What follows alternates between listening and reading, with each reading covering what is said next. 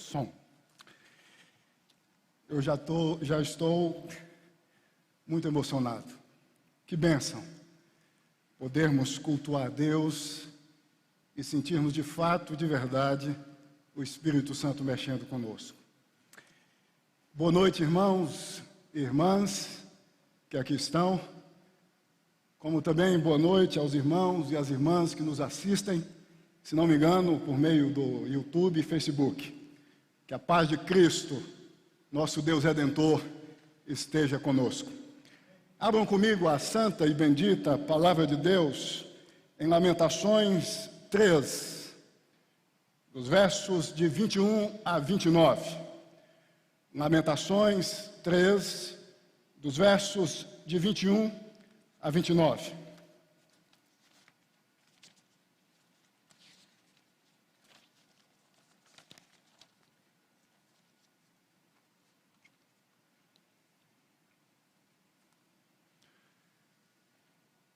Por gentileza, meus irmãos e minhas irmãs, em reverência à santa e bendita Palavra de Deus, ponham-se de pé. Nós estamos diante da boca de Deus, da voz de Deus. O texto santo, inerrante, suficiente, autoritativo. Lamentações 3, dos versos de 21 a 29. Assim diz a santa e bendita Palavra de Deus. Quero trazer à memória o que me pode dar esperança. As misericórdias do Senhor são a causa de não sermos consumidos, porque as suas misericórdias não têm fim. Renovam-se cada manhã. Grande é a tua fidelidade. A minha porção é o Senhor, diz a minha alma. Portanto, esperarei nele. Bom é o Senhor para os que esperam por ele, para a alma que o busca. Bom é aguardar a salvação do Senhor, e isso em silêncio. Bom é para o homem suportar o jugo na sua mocidade. Assente-se solitário e fique em silêncio. Porquanto esse jugo Deus pôs sobre ele. Põe a boca no pó. Talvez ainda haja esperança. Converse com Deus mais uma vez e peça para que Deus traga ao seu coração palavras de vida eterna. Nós estamos vivendo em um tempo de crise, um tempo difícil. Este é o tempo em que devemos, como fazemos constantemente, cada vez mais, com mais contundência, nos colocarmos diante de Deus, pedindo que venha nos abençoar, nos sustentar cada vez mais. Deus amado, Deus santo, Deus bendito, eis-nos aqui mais uma vez diante do Senhor. Desta feita com o intuito de ouvirmos a tua voz. Deste modo, meu Pai, que tu venhas usar-me com poder, com unção, com autoridade. Que não seja eu, mas o Senhor comunicando a tua igreja, ao teu povo. E que saia palavras de vida eterna que venham impactar vidas aqui hoje. E vidas que nos assistem por meio do Facebook, do YouTube. Que a palavra venha de fato cortar os corações, impulsionar vidas, dinamizar vidas, na direção da subserviência à palavra do Senhor em um mundo tão obscuro, tão perverso. Que assim seja, meu Deus. Usa-me para a honra e glória do nosso bendito Jesus, nosso Deus Redentor. Amém e amém. Podeis assentar-vos, irmãos e irmãs. Meus irmãos e minhas irmãs, 2020 se foi, nos deu tchau. Ficou nas gavetas do passado, mas deixou cicatrizes profundas agônicas na humanidade, por conta da pandemia da Covid-19. Penso eu que hão de permanecer nos anais da história do nosso país, e por que não dizer do mundo, por décadas. Isto porque já são mais de 239 mil mortes em nosso país, e no mundo são mais de 1 milhão de mortes por causa da pandemia da Covid-19. Por isso, penso eu que é certo dizer que a perspectiva, no que diz respeito ao ano vigente, isto é, 2021, que está no seu início, não é das melhores. O mundo hoje está perplexo, atônito, em um labirinto existencial, em um campo existencial movediço. Indagações das mais variadas correm às mídias sociais. Medo, pavor, perplexidade tem abarcado a vida de muitos. Tempos difíceis, tempos de sonhos frustrados, talvez seja o seu caso. Tempos de perdas, talvez seja o seu caso. Tempos de muita dor, mas de muita dor, talvez seja o seu caso, meu irmão e minha irmã.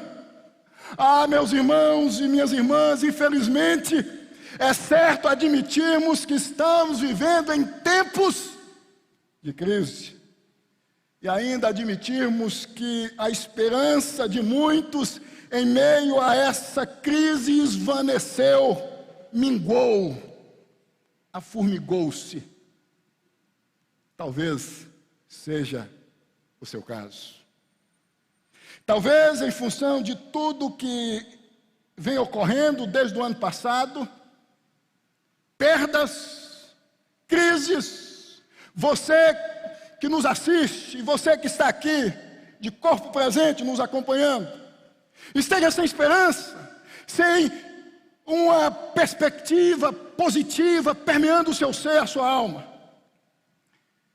Por essa razão, eu resolvi pensar com vocês, meus irmãos e minhas irmãs, a partir de então, com base neste texto, isto é, Lamentações 3, dos versos de 21 a 29, tendo em vista o seu contexto anterior e posterior, no seguinte tema, prestem atenção: esperança em tempos de crise. Eu vou repetir: esperança em tempos de crise. Como podemos ter esperança em um tempo como o que estamos vivendo hoje, onde a crise é evidente, é explícita? De norte a sul, o que se diz é que estamos vivendo um tempo de crise, de obscuridade, de densas trevas e de indagações das mais variadas possíveis. Pensando no nosso texto, isto é, Lamentações 3, dos versos de 21 a 29, talvez a indagação que você esteja fazendo, meu irmão e minha irmã, é: como podemos encontrar crise e, por conseguinte, esperança no livro de Lamentações? Como podemos encontrar crise e esperança no livro de Lamentações? A resposta é observando-nos alguns pontos que podem constatar a crise e, por conseguinte, a esperança. Deste modo, a partir de então, nós vamos observar que na narrativa de Lamentações, nós encontramos crise e esperança. Inicialmente, penso que devemos ressaltar alguns pontos que evidenciam crise no livro de Lamentações. O primeiro ponto em que podemos constatar a crise tem a ver com o ano em que o livro de Lamentações foi confeccionado, já que o ano da sua confecção constata crise. O ano foi 586 a.C., ano em que o rei Nabucodonosor, com ímpeto, invade o reino do sul, isto é, Judá, e destrói a sua capital, Jerusalém. Talvez você esteja se perguntando, mas onde nós podemos perceber isto na narrativa de Lamentações? Observem comigo o capítulo 1, por gentileza. Lamentações, capítulo 1. Os versos de 1 em diante, os versos de 1 em diante vão externar a crise que abarcou a cidade e os seus habitantes. Mas nós vamos nos ater só ao verso 1 e ao verso 3. É importante desde já entendermos que cidade aqui é sinônimo de espaço geográfico e de povo. Vou repetir. Cidade aqui é sinônimo de espaço geográfico e de povo. Se não observem, o verso 1 diz o seguinte: como já solitária a cidade outrora populosa, tornou-se como viúva, a que foi grande entre as nações, princesa entre as províncias, ficou sujeita a trabalhos forçados. Aqui ele está falando da cidade, do espaço físico, do território, onde o povo pisava, onde o povo transitava. Verso 3, Judá foi levado ao exílio, afligido e sob grande servidão. Judá, o reino, aqui se refere ao povo, aos habitantes. No verso 1, a descrição é da destruição, é das cinzas, é dos escombros, é da cidade rendida às cinzas, aos escombros. No verso 3, a descrição é do povo sendo deportado, conduzido cativo à Babilônia. Deste modo, nós podemos perceber crise desde o capítulo 1, tendo em vista os seus primeiros versos. O segundo ponto em que podemos constatar crise no livro de Lamentações tem a ver com o próprio nome do livro, isto é, Lamentações. Já que o nome Lamentações, de acordo com a versão grega do Velho Testamento, isto é, do Antigo Testamento, a Septuaginta pode ser traduzido por gemer em alta voz. São gemidos. É a voz de quem está diante de uma cidade coberta por cinzas e de um povo sendo deportado, sendo ouvida de maneira estridente. Alguém já disse que o livro de Lamentações pode ser visto como um culto fúnebre por ocasião de muitas perdas. A cena é de alguém que está aos pés de um caixão. E o verso 4 do capítulo 1 vai descrever isso. Se não notem o que diz aí o verso 4. Os caminhos de Sião estão de luto. Cerimônia fúnebre. Um caixão diante do povo. Tristeza, dor. A reunião solene, todas as suas portas estão desoladas. Os seus sacerdotes gemem. As suas virgens estão tristes e ela mesma se acha em amargura. O terceiro ponto em que podemos constatar crise no livro de Lamentações tem a ver com seu autor, o profeta Jeremias, já que é quem anuncia a crise. Enquanto profeta, em Jeremias capítulo 19, verso 14 e capítulo 20, dos versos de 1 a 6, é o vaticínio da crise, é o anúncio da crise. E também é quem não só anuncia a crise, mas também quem geme como quem está em uma cerimônia fúnebre com a chegada da crise. O capítulo 3, dos versos de 1 a 66, mostram exatamente isso. O capítulo 3 é a descrição, ou melhor dizendo, a externação da dor que permeava a alma do profeta, por ver a cidade coberta por cinzas. Alma machucada, alma ferida. E no capítulo 3, a descrição da crise que abarcou, que empacotou a cidade de Jerusalém. Lamentações 3, dos versos de 1 a 66, são as lágrimas que rolam do rosto do profeta Jeremias. Por ver a cidade de Jerusalém em crise, coberta por cinzas, sem os seus habitantes transitando para lá e para cá, como descreve o verso 1 do capítulo 1. Esta é a situação. Cidade coberta por cinzas, muita dor, muito sofrimento, muita desesperança, muita angústia, muito abatimento. Parece-me, volto a dizer, a cena de quem enxerga um culto fúnebre, com pessoas em volta de um caixão, se desaguando em lágrimas. Essa é a descrição do capítulo 3. Muita dor. Alguns pontos acerca da constatação da crise. Preste atenção. Primeiro, o sofrimento foi tão intenso que o profeta Jeremias viu-se sem ter o que dizer e sem comparações para usar. O negócio foi tão feio, estava tão horrível, que o profeta se viu sem condições de abrir a boca, de dizer alguma coisa. Se não observem o que diz aí o verso 13 do capítulo 2. Verso 13 do capítulo 2, diz o seguinte: que poderei dizer-te? A quem te compararei, ó filha de Jerusalém? Eu não tenho palavras. Me lembro aqui dos 3 amigos de Jó, que quando veio em Jó, naquela situação deplorável, diante das perdas, fica um tempo em silêncio, sem dizer nada. Você sabe, meus irmãos, que diante da dor alheia, às vezes o silêncio é a melhor alternativa.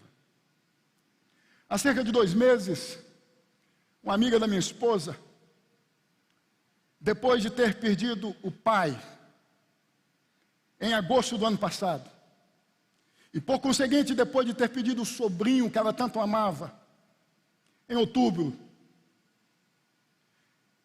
entrou em contato com minha esposa, pedindo-a para falar comigo. E insistia. Minha esposa passou meu telefone, ela me ligou, e ela relatava o que tinha acontecido nos últimos meses. Em prantos. E a única coisa que eu ouvia era o seguinte: pastor, por quê? Por que meu pai? Por que meu sobrinho? Eu não sabia o que dizer. Eu só ouvia. Às vezes o melhor remédio para quem está sofrendo é só ouvirmos, é só fecharmos a boca. Segundo ponto, acerca da constatação da crise, tem a ver com o que havia causado tamanha calamidade e tragédia. Os líderes espirituais de Israel, à época do profeta Jeremias, havia pregado ao povo uma mensagem falsa, e o povo havia confiado. Isso está no verso 14 do capítulo 2 e no verso 13 do capítulo 4. Se nós observarmos Jeremias capítulo 20, dos versos de 1 a 6, nós vamos perceber que o responsável mor por dar credibilidade às profecias falsas, oriundas dos falsos profetas, foi o sacerdote Pazur. Este, ao ouvir de Jeremias que tudo estava errado, que o povo estava caminhando na direção errada, e que Deus, por conta disso, ia descer em forma de juízo, punindo, levantando a nação, como fez quando levantou os babilônios em 586. Pazur não deu ouvidos a Jeremias, e diz o texto lá em Jeremias capítulo 20, dos versos de 1 a 6, que o mesmo, isto é, Pazur, prendeu Jeremias, tratando-o como escravo.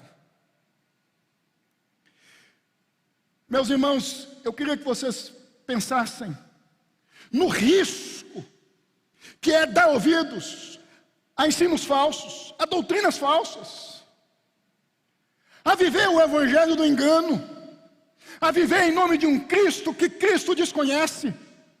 Tem muita gente na corda bamba da fé, vivendo no escorrega da fé, sem direção, sem norte nenhum na existência, porque está dando ouvido a falsos profetas. E aqui eu me dirijo a quem está nos ouvindo, no YouTube talvez, de outra denominação, que tem contato com teologias, como ressaltou aqui o pastor Juliano, é isso?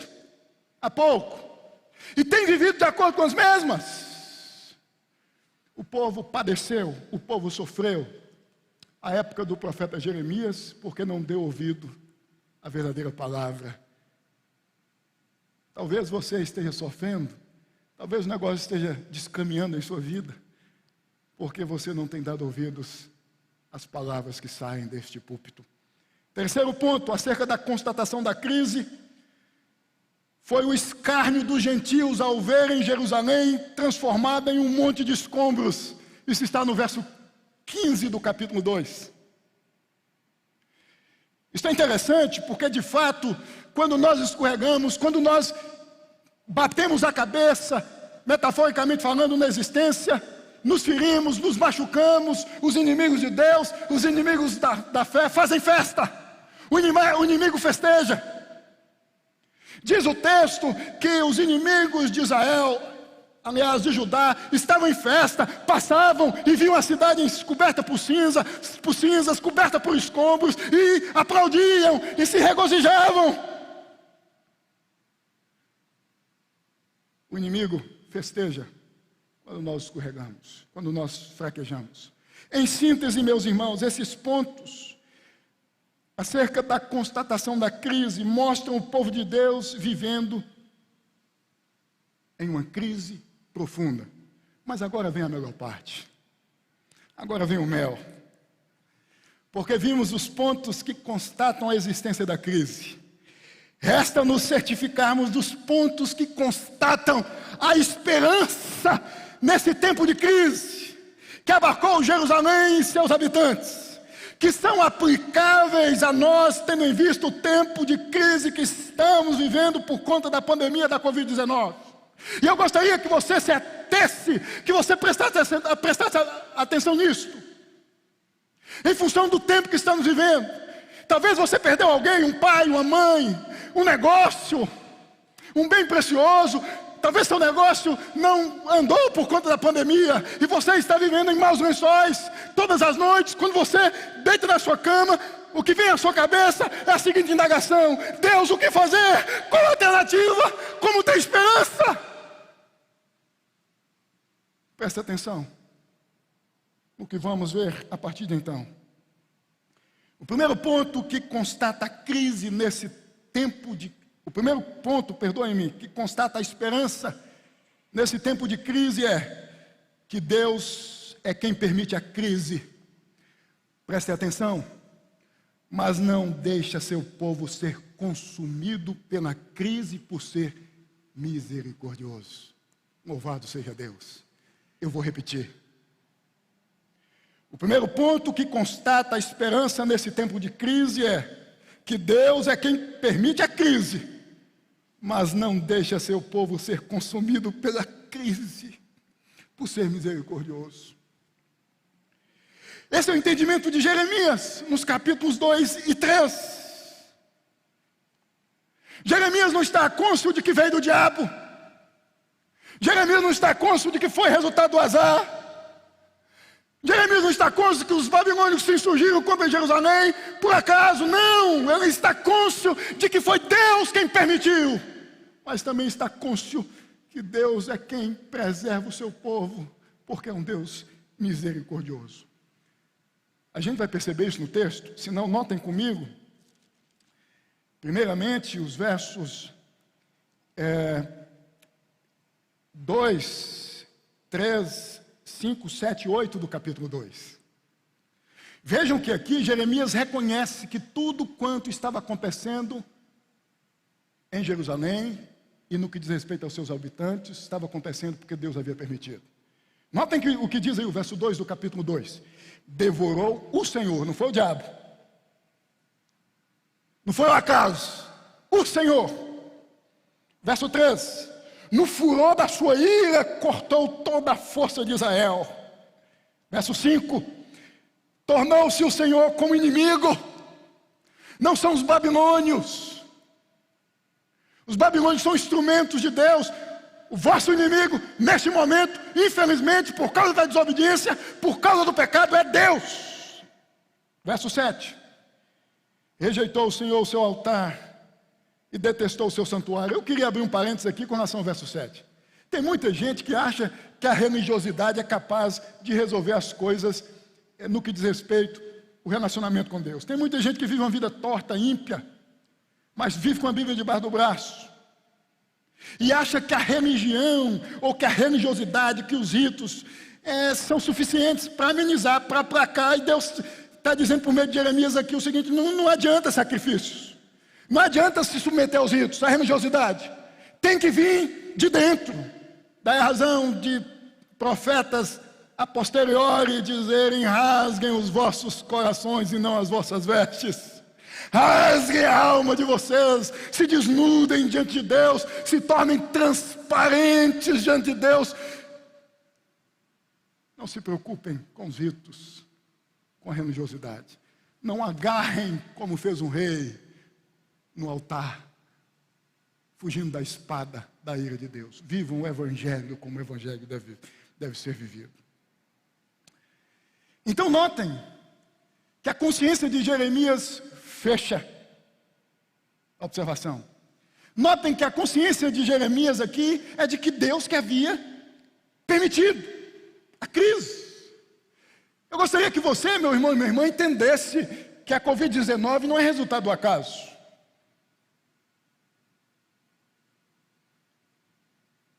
Que você entendesse, portanto, que a Covid-19 é trombeta de Deus.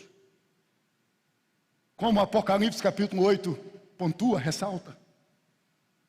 É Deus dizendo à humanidade ímpia, perversa: eu existo, eu estou aqui, vocês são de pó, vocês são cinzas, vocês são microscópicos, pequenos demais.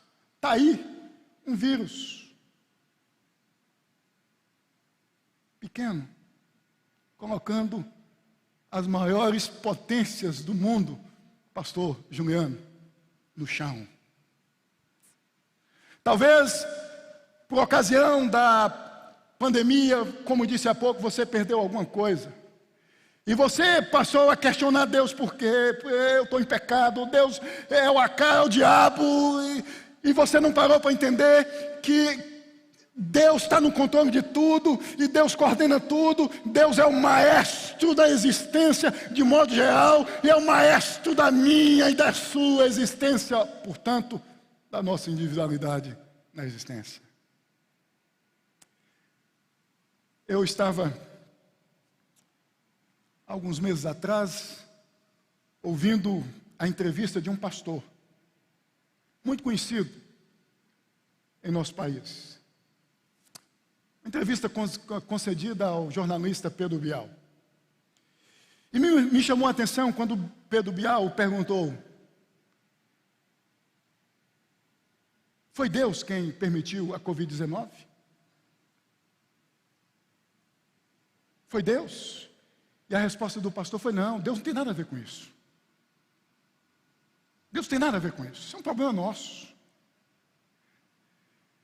Em outras palavras, ele tentou dizer o seguinte: Deus está distante disso. Não.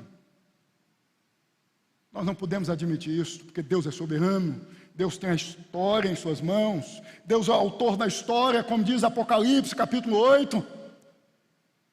Jesus Cristo, Deus encarnado, Deus homem, tem as rédeas da história em suas mãos. Então não se assustem, não se preocupem.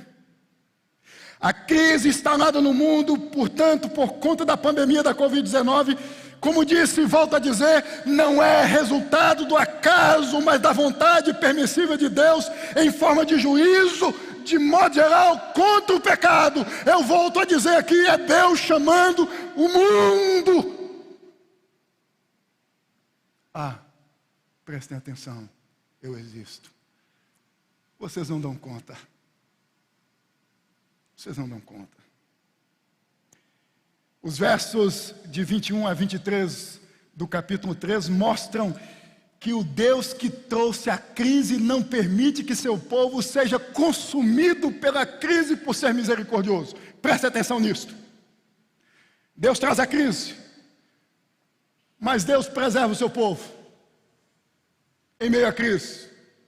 E o recado aqui é o seguinte: não se desespere. Deus preserva o seu povo. Acerca disso é importante considerarmos 2 pontos. Preste atenção. Primeiro, Jeremias em momento nenhum deixa de reconhecer que a crise veio como sinal da ira de Deus contra o pecado de Judá. Ponto 2. Jeremias também não deixa de reconhecer que o Deus que trouxe a crise por meio dos babilônios é o mesmo que preserva, volta a dizer, seu povo na crise. A ideia de não ser consumido no contexto do Velho Testamento, isso é interessante, é de permanecer existindo. Tem a ver com o que é físico, com a terra, com o que é palpável. Portanto, Deus está dizendo a Jeremias, por meio de Jeremias ao povo: vocês não vão deixar de existir. E nós sabemos que o povo retornou em 516, 70 anos depois. A terra vai voltar a pertencer a vocês. Mas no Novo Testamento esta não é a ideia. Portanto, não tem a ver com o que é físico, tem a ver com o que é espiritual. Enquanto no Antigo Testamento a promessa é: vocês não vão ser destruídos, vocês não vão ser totalmente varridos da existência, vocês vão retornar à terra, como aconteceu, como disse, em 516. No Novo Testamento a promessa é: nada vai afastar vocês dos caminhos de Deus, nada vai tirar Jesus de vocês. Vocês podem perder a vida, vocês podem perder seus bens, seus carros ou casas, mas nada, absolutamente nada, diz Paulo em Romanos capítulo 8, poderá afastar vocês de Jesus Cristo.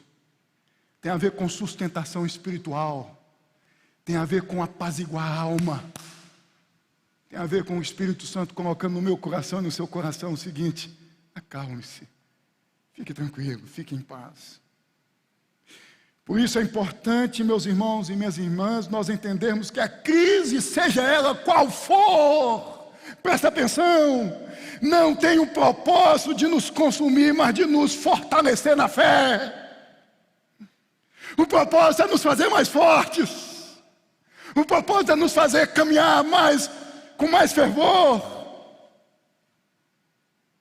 2 observações com relação ao capítulo 3. Primeiro, que o capítulo 3 evidencia a angústia do povo. Segundo, que o capítulo 3 evidencia a crise esmagando o povo, mas ao mesmo tempo a esperança exposta diante do povo, o próprio Deus. Um escritor muito conhecido chamado A.W. Tozer, certa feita, chamou a esperança de alquimia divina que transforma o metal ignóbil da adversidade em ouro. Deus tem o poder de transformar crise em bonança. Deus tem o poder de acalmar a tempestade. Jesus fez isso. Os discípulos perdidos, atordoados, no barco, em meio a ondas túrbias, bravias, com medo, Jesus dormindo acorda e acalma o vento. Deus tem o poder de transformar a sua crise, meu irmão e minha irmã, em bonança. Porque Deus permite a crise chegar à sua casa, talvez por conta da pandemia da Covid-19, nesse período de quarentena, as desavenças agigantaram-se no contexto da sua casa. Esposa e esposa, pai e filho. A crise estabeleceu-se. Creia que Deus pode transformar esse momento de tormenta, de crise, em bonança. Deus é o Deus que permite a crise, mas é o Deus que transforma a crise em bonança. Deus é Deus de misericórdia sem fim, ensina o verso 22 em sua parte B. Mas o que isso significa? 2 coisas. Primeiro, que a história do povo de Deus com Deus evidencia o cuidado de Deus para com seu povo, ou as misericórdias de Deus para com seu povo. Quando Jeremias diz assim no verso 22, verso 21, quero trazer à memória o que me pode dar esperança. As misericórdias do Senhor são a causa de não sermos consumidos, eu penso, e aí é o ponto 2, que Jeremias está dizendo ao povo: recordem-se do que Deus fez com o povo quando mesmo estava no Egito. Cativo no Egito. Deus arrancou o povo das garras do rei do Egito, por meio de Moisés. Venham recordar também do que Deus fez por meio de Josué. Moisés morre, Deus levanta Josué, e Josué então dá continuidade ao projeto de conquistar a terra. Recordem-se das misericórdias do Senhor, ou seja, dos feitos do Senhor, do cuidado de Deus, da providência de Deus. Traga à memória o que pode dar esperança a vocês. Não fique com o que a mídia tem dito. Não se prenda às mortes. Não se prenda às crises, às perdas. Traga à sua mente o que pode dar esperança a você. Talvez o que aconteceu com você há 10 anos atrás, ou há 5 anos atrás, um livramento. Deus te sustentando, Deus te reconstruindo na vida. O que Jeremias quer nos ensinar aqui nos versos 21 e 22, meus irmãos, é que nós devemos, na crise, não nos esquecer de que o nosso Deus é um Deus de misericórdia, e continuarmos firmes, de pé. E o verso 22 e 23 nos ensinam que as misericórdias de Deus são permanentes e não transitórias. São permanentes e não transitórias. Traga à memória que o Deus que sempre cuidou de vocês, que sempre cuidou de você, é um Deus de misericórdias. E as suas misericórdias não são transitórias, são permanentes. Este é o significado aí da expressão: renovam-se cada manhã. Deus é bom o tempo todo. Vejam comigo o que diz o Salmo 100, verso 5. Esse é o entendimento do Antigo Testamento. Notem que diz aí o Salmo 100, verso 5.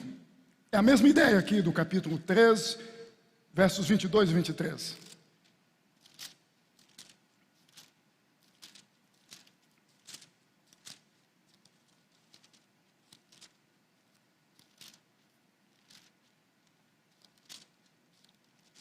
O problema de empolgar muito é perder a voz. Verso 5.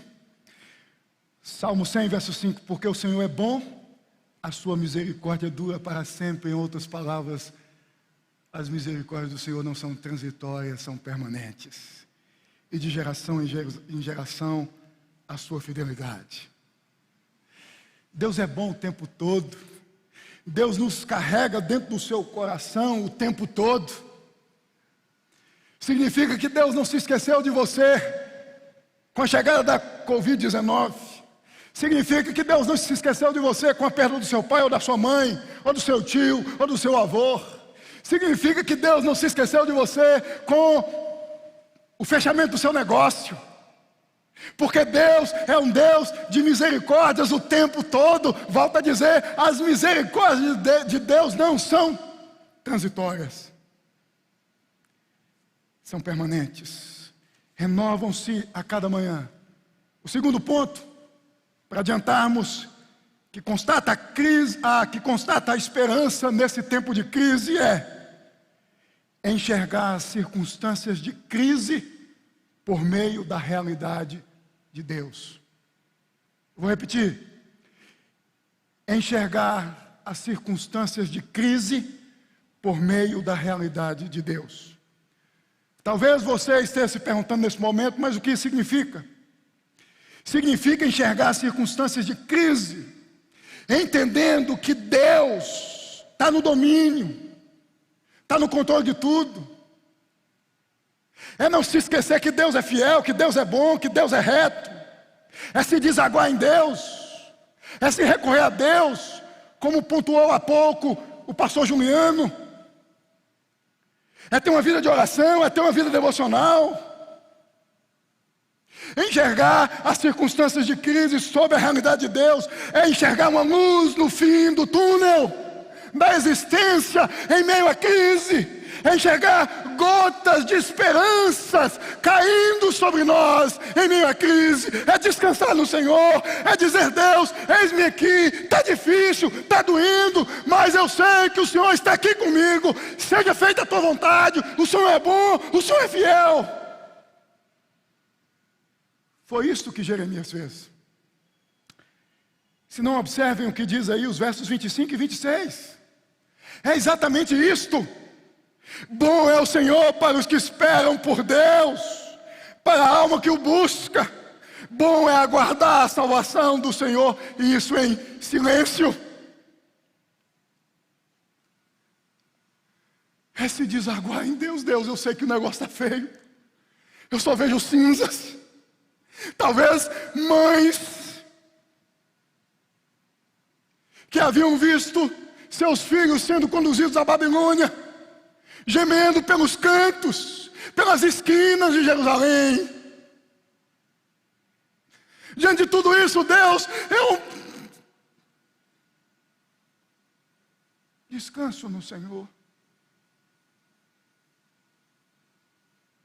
Descansa no Senhor. Deus é bom, Deus é fiel. Não permita que a crise te pressione ao ponto de você passar a viver entendendo que Deus te deixou, te abandonou.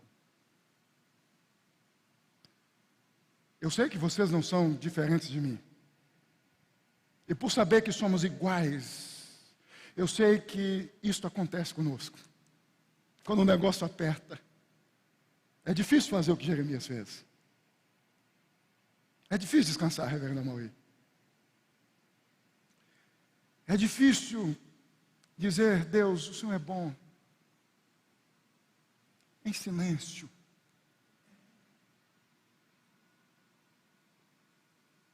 Eu aceito tudo.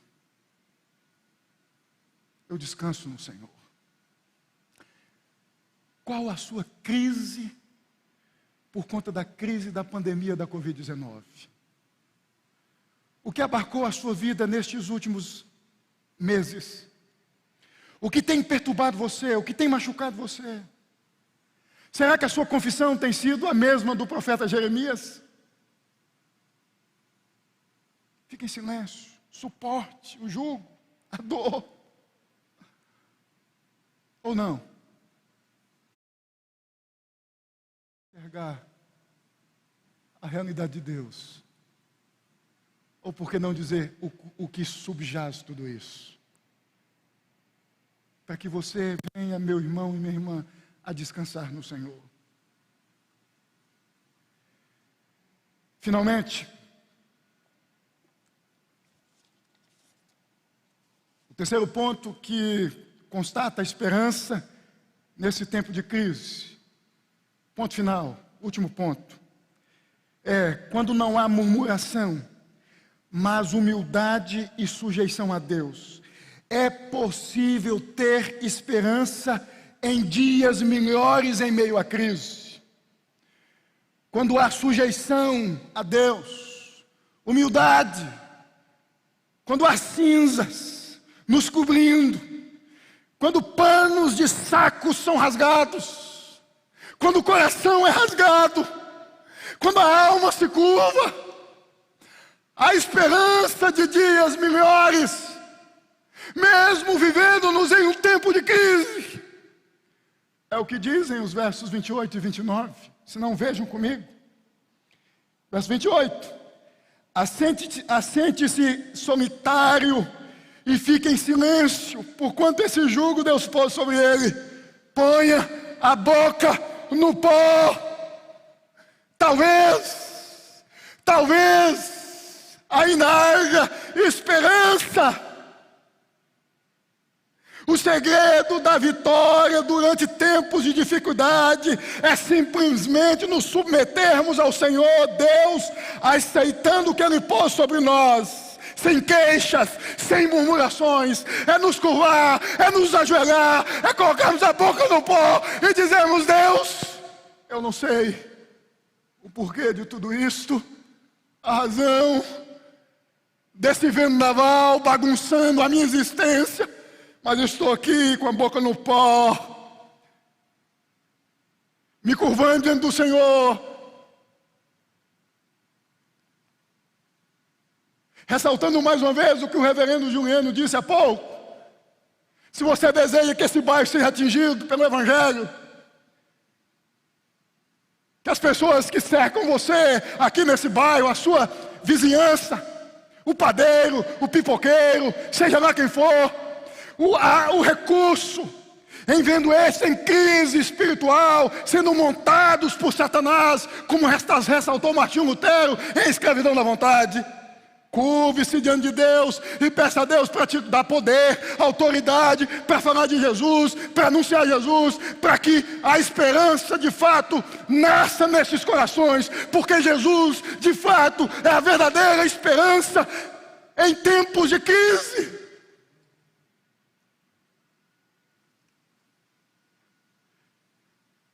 Eu me recordo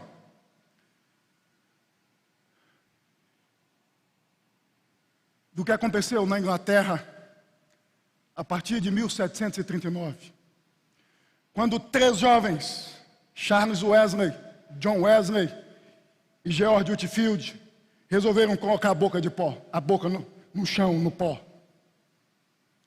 a não questionarem a Deus, se sujeitando diante de Deus. Isso porque a Inglaterra, à época, estava vivendo uma crise sem precedentes, na economia, na política, na religião.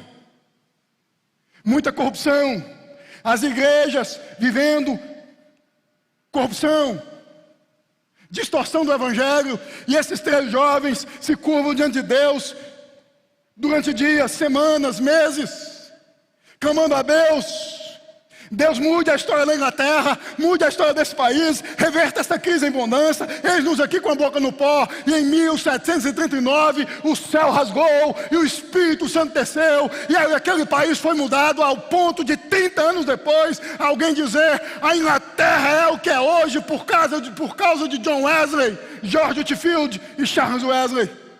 Por que não nos lembrarmos de John Knox, que ante ao poderio da jovem rainha Maria Stuart, clamava a Deus todas as noites, aos 44 anos de idade, com a boca no pó: Deus, dê-me a Escócia, senão eu morro. Deus, dê-me a Escócia, senão eu morro. E Deus então ouviu aquele homem, e dali nasceu a Igreja Presbiteriana do Brasil, que depois vai para a Irlanda, e depois vai para os Estados Unidos, e dos Estados Unidos chega ao Brasil em 1859, por meio de Ashbel Green Simonton. Temos que colocar a boca no pó.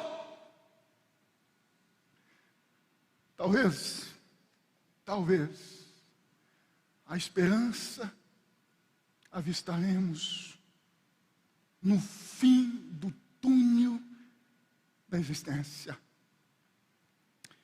Eu concluo, meus irmãos e minhas irmãs, esta mensagem, destacando que devemos, na crise, preste atenção, nos dobrar diante de Deus e não diante das circunstâncias de crise. Já que quando nos dobramos diante das circunstâncias de crise, só conseguimos enxergar a crise. Mas quando nos dobramos diante de Deus, conseguimos enxergar esperança em meio à crise. É o que pontua o verso 29. Não se curve às circunstâncias de crise. Se curve diante de Deus, sem murmurações, sem queixas, pondo a boca no pó. Que Deus te abençoe em o nome de Jesus.